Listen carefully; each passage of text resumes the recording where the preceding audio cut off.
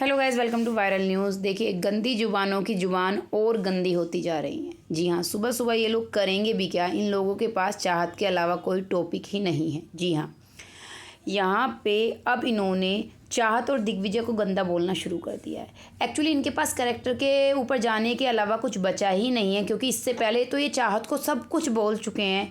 चाहत रिएक्ट नहीं करती है, कुछ बोलती नहीं है, तो उसी का फ़ायदा अब ये लोग लगातार उठा रहे हैं, क्योंकि उसकी तरफ से कोई बोलने वाला नहीं होता, कोई लड़ने वाला नहीं होता। लेकिन अभी दिग्विजय उसके साथ है, फिर दोनों को गंदा बोलना शुरू कर दिया कि किसी वजह से तो पीछे हटेंगे ना। ये कर रही हैं अब सारा जी। जी हाँ, सारा का ऐसा है, चाहत के साथ जब तक बनाकर रखी उसको ये था कि चाहत से फ़ायदा है। अब चाहत ने उस दिन रजत का क्या निकाला तो सारा जी जल गई कि मतलब इतनी आग लगी हुई है कि तूने रजत को क्यों हटाया। एक घर में एक ही इंसान है जो मेरे साथ था, मेरी हेल्प करता था, हमेशा मेरे साथ खड़ा रहा, तूने उसी का हटा दिया।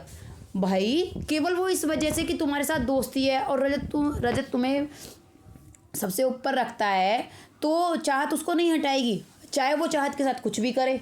भाई ये कौन सी वो है। हाँ, अभी कहती है चाहत से नहीं, चाहत से और दिग्विजय से, दोनों से कहती है एक कंबल में घुस जाओ, घुसे रहते हो एक सोफे पे, एक कंबल में घुसे रहते हो।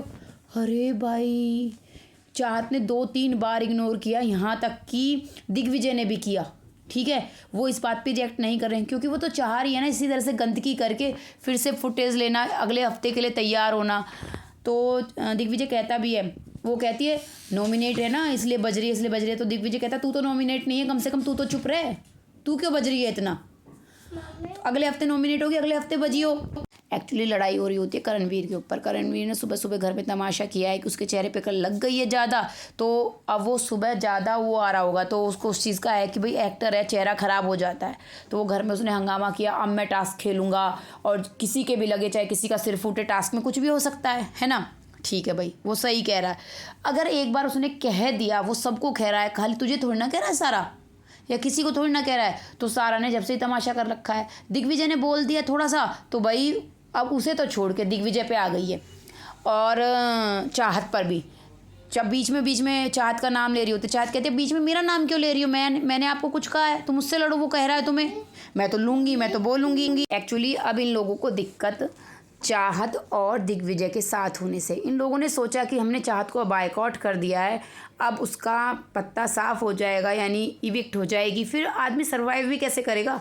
सबने ग्रुप मिला के ये बोल दिया कि हम बात नहीं करेंगे उससे। लेकिन उसको मिल गया दिग्विजय का साथ। दिग्विजय के साथ भी उसके ग्रुप ने धोखा किया है। हालांकि वो चाहत के साथ शुरू से ही लॉयल है, मैं आपको बता दूं, लेकिन वो और ज़्यादा खुल के आ सकता है, वो अकेला इन सब की बैंड बजा सकता है। दिक्कत क्या है, उसको वीकेंड के वार पर सुनाई गई है कि दूसरों के झगड़ों में आप पड़ रहे हो, लड़ाइयाँ ले रहे हो, तो वो चाहत के लिए बोल रहा है, लेकिन रुका हुआ है, क्योंकि उसको लग रहा है कहीं ये ना बोल दें वीकेंड के वार पर कि चाहत के झगड़े को अपना बना लिया तुमने। क्योंकि ये उसने भी देखा है कि जब से वो आया है बिग बॉस उसे डाउन करने के अलावा कुछ कर ही नहीं रहे हैं।